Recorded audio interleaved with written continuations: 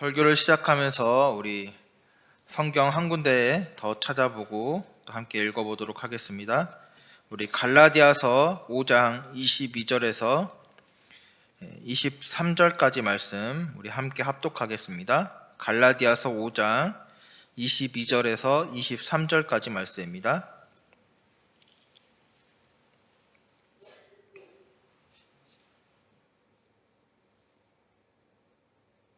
우리 한 목소리로 함께 합독하여 읽겠습니다. 오직 성령의 열매는 사랑과 희락과 화평과 오래 참음과 자비와 양선과 충성과 온유와 절제니 이 같은 것을 금지할 법이 없느니라. 아멘. 오늘부터 이제 구체적으로 성령의 9가지의 열매에 대해 함께 살펴보고자 합니다. 오늘은 그중 첫 번째 열매, 사랑입니다. 왜 오늘 하나님께서는 성령의 열매 중 첫 번째로 이 사랑이라는 열매를 가장 먼저 제시하셨을까요? 오늘 우리는 이 질문에 대해 심각하게 고민하지 않아도 하나님을 믿는 누구라도 이 질문에 대한 답을 찾는 것에 대해 어렵지 않게 그 답을 찾을 수 있을 것입니다. 기독교가 이야기하는 여러 가지의 가르침 중 그것을 하나의 단어로만 표현해야 한다면 어떤 단어를 사용할 수 있을까요? 물론 기독교가 가르치는 여러 가지의 단어들과 가치들이 있겠지만 오늘 우리는 이 사랑이라는 단어를 통해 이 기독교를 표현할 수 있을 것입니다. 왜냐하면 오늘 하나님은 성경을 통하여 많은 곳에서 이 사랑에 대해 이야기하고 있으며 또한 오늘 요한일서 4장 8절에서는 사랑하지 아니하는 자는 하나님을 알지 못하나니 이는 하나님은 사랑이심이라. 하나님은 하나님 본인 그 자체를 사랑이라고 표현하시기 때문입니다. 오늘 그만큼이나 이 사랑은 우리 기독교에 있어 핵심인 것이지요. 고대 헬라 사람들은 사랑이라는 단어를 사용할 때 이를 세 가지의 단어로 구별해서 이야기한다고 합니다.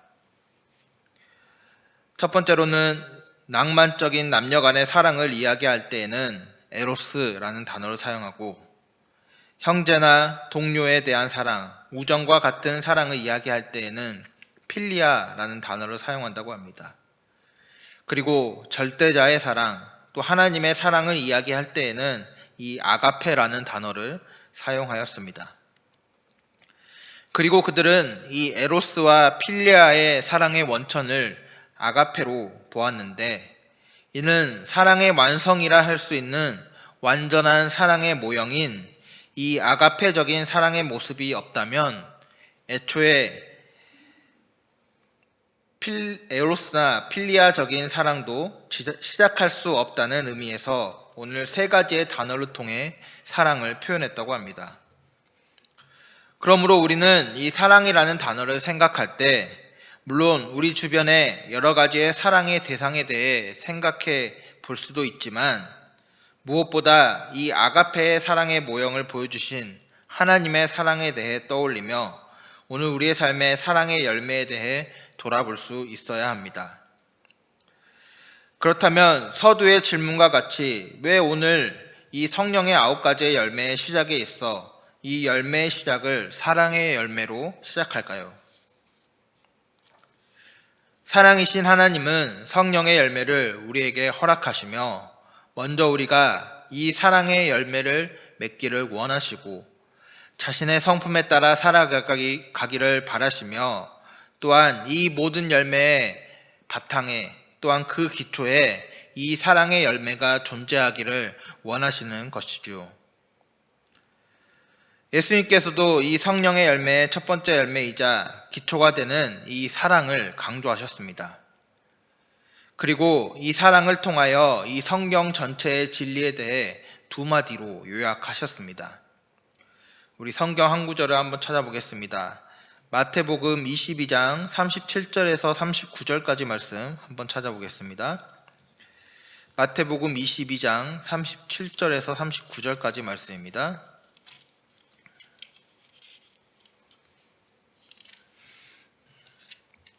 우리 세 절의 말씀 우리 함께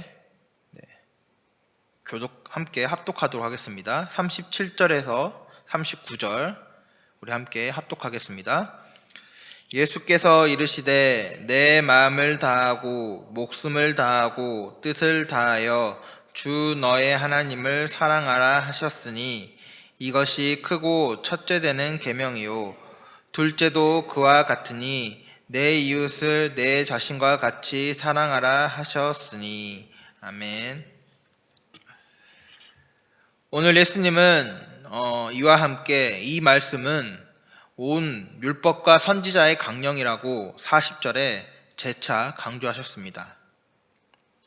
하나님을 사랑하고 이웃을 사랑하는 것은 믿는 사람의 행동 강령입니다. 여기서 강령이라는 말은 요약하다라는 뜻을 지닌 단어입니다.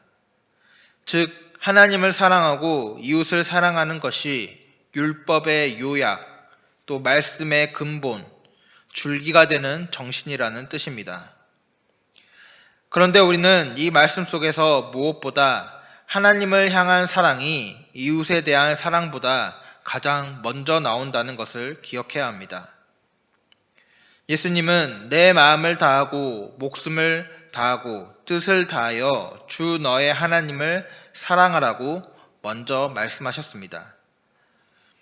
사람이 다른 사람에 대한 사랑을 느끼고 그 사랑의 감정을 전달하기 이전에 자신을 낳아준 부모와의 사랑의 연결고리를 가지고 부모와 끈끈하게 맺어져 서로 사랑 안에 교류를 시작하는 것처럼 그리스도인도 이 세상의 그 누구와의 사랑보다 먼저 우리를 지으시고 우리에게 한없는 사랑을 베풀어 주신 하나님과의 사랑의 관계, 또 유대의 관계를 더욱 든든히 세워 오늘 이를 통해 참 그리스도인으로 또한 사랑의 열매를 맺는 자로 더욱 든든히 세워져 가야 함을 오늘 예수님은 먼저 강조하고 계신 것입니다. 그렇다면 오늘 하나님을 사랑한다는 것은 어떠한 모습을 의미하는 걸까요? 오늘 본문을 통해 하나님 사랑의 열매를 맺는 모습이 무엇인지, 또한 그 열매를 맺을 수 있는 동기는 무엇인지 함께 살펴보고자 합니다. 본문의 이야기는 기독교의 역사상 가장 중요한 사건이 일어나는 날의 이야기입니다. 오늘 본문에는 막달라 마리아, 야고보의 어머니 마리아, 그리고 살로메 이 세 명의 여인이 등장합니다. 남자들이었던 예수님의 제자들은 모두 도망가고 그 당시 세상에서 보기에는 보잘것없고 또 천하다 여김을 받는 신분인 이 여인들만이 오늘 예수님의 무덤에 찾아오게 된 것이지요. 예수님의 사랑을 마음속 깊이 간직한 이들은 오늘 갈릴리에서 예루살렘까지 예수님을 쫓아오게 되었습니다. 그리고 이제 무덤으로까지 그들의 발걸음을 옮기고 있는 것입니다. 그런데 그들은 이후 왜 오늘 무덤에 들어가고자 했습니까? 바로 예수님의 시신에 향품을 바르기 위해서였습니다. 당시 시신에 바르는 향품은 매우 고가의 물건이자 매우 귀한 것으로 쉽게 구하기가 어려웠습니다. 그러나 그들은 돌아가신 예수님을 위하여 최고의 것을 최선을 다해 준비했습니다. 1절에 보면 그들의 모습에 대해 사다 두었다가 라고 표현하고 있죠. 즉 그들은 이 예수님의 죽음을 바라보며 그를 향한 사랑의 마음으로 그 귀한 물건을 사다가 미리 준비해주고 이제 그 향품을 바르고자 무덤으로 간 것이죠. 그들은 안식구 첫날 매우 일찍이 집을 나서 이 무덤을 향했습니다. 안식일이 지나고 그들의 행동이 자유로워질 때 그 여인들은 썩고 있을 예수님의 시신을 생각하니 걱정이 되어 애타는 마음을 가지고 해 돋은 때 바로 이 무덤으로 가게 되었는데 그곳에 가며 어떠한 걱정에 휩싸이게 됩니까? 막상 무덤을 향해 일찍 발걸음을 옮겼지만 누가 무덤을 막고 있는 큰 돌을 옮겨줄 것인가 염려하게 되었습니다. 십자가의 처형을 당한 죄인의 무덤을 향해 가는 그들에게 죄인의 시신을 만지는 것은 매우 위험한 일이었음에도 오늘 그들은 그러한 일에 대한 염려보다 오히려 자신들이 무덤에 막힌 돌로 인하여 예수님을 만나지 못하게 될까 그것으로 인해 염려하게 된 것입니다. 그러나 오늘 무덤에 가보니 돌은 벌써 굴러져 있고 그 가운데서 흰옷을 입은 청년들을 통해 그가 살아나셨고 여기 계시지 아니하리라는 부활의 놀라운 소식을 듣게 됩니다. 즉 오늘 이 여인들은 인류 역사상 가장 위대한 사건인 부활의 첫 증인이 되게 된 것이죠. 오늘 무엇이 이들로 하여금 이 위대한 일의 주인공이며 부활 사건의 한 페이지에 지워지지 않는 등장인물로 그들을 남겨두게 만들었을까요? 바로 하나님을 향한 사랑, 또 주님을 향한 사랑입니다. 그들은 예수님이 죽은 것을 알고 있었습니다. 그럼에도 불구하고 그들은 주님을 만나고자 하는 마음으로 오늘 그 무덤을 향해 발걸음을 옮겼습니다. 사랑은 허다한 모든 것을 덮습니다. 두려움, 현실적인 문제, 위기도 극복하게 만듭니다. 이들은 훌륭한 제자도 건장한 남자도 아니었습니다. 그러나 주님을 향한 뜨거운 사랑으로 그들의 삶의 발걸음을 주님께로 향했고 오늘 이는 그들을 부활을 경험하는 자로 만들게 되었던 것이지요. 우리도 주님을 향한 사랑의 결실이 있어야 합니다. 오늘 우리가 주님을 사랑한다면 또한 주님과 함께하고자 한다면 주님과 함께하고 싶은 마음 또 주님을 사랑하는 마음을 담아 구체적인 한 걸음이 우리의 삶의 모습 속에 있어야 합니다. 그리고 오늘 이러한 사랑의 열매의 모범을 누가 보이셨습니까? 바로 하나님께서 보여주셨습니다. 우리를 지으시고 우리를 사랑한다 말로만 이야기하지 않으시고 직접 우리를 사랑하시고 우리와 함께 하시고자 우리를 위해 그의 아들 예수 그리스도를 인류의 죄의 대속물로 내어주셨습니다. 또 우리로 그의 이름을 믿는 자에게 구원을 허락하사 하나님의 자녀라 칭하여 주는 그 사랑을 우리에게 보이셨습니다. 그러기에 우리는 이 사랑의 모습을 본받아 우리 역시 하나님을 향한 사랑의 구체적인 모습을 드러내야 하는 것이지요. 물론 우리가 감히 하나님이 우리에게 베푸신 그 사랑의 크기에 어찌 보답하며 나아갈 수 있겠습니까? 또한 어떠한 모습을 보인다 한들 그 사랑에 보답할 수 있겠습니까? 그러나 오늘 우리가 기억하며 다잡아야 할 것은 바로 우리의 마음과 작은 삶의 실천부터입니다.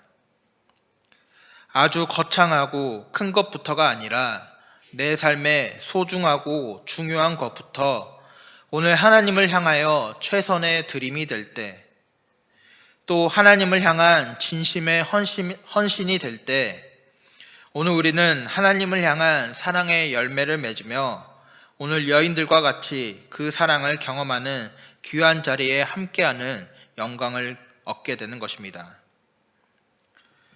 엄마를 사랑하는 아기는 엄마의 행동 하나하나 또 그 발걸음 하나하나를 쫄쫄쫄 따라가기 위해 애를 씁니다. 오늘 우리에게도 하나님을 향하여 이런 모습이 있어야 하지 않을까요? 마음이 가는 대상과 늘 함께하고 싶은 그 마음이 바로 사랑입니다. 여러분은 주님을 사랑하십니까? 그렇다면 어떻게 그분과 함께하기를 위해 노력하고 계십니까? 바라기는 우리 삶의 한 걸음 한 걸음으로 하나님을 향한 사랑을 드러내고 또 우리가 내딛는 한 걸음 한 걸음 속에 하나님을 향한 사랑의 열매가 가득 드러나기를 주님의 이름으로 축복합니다.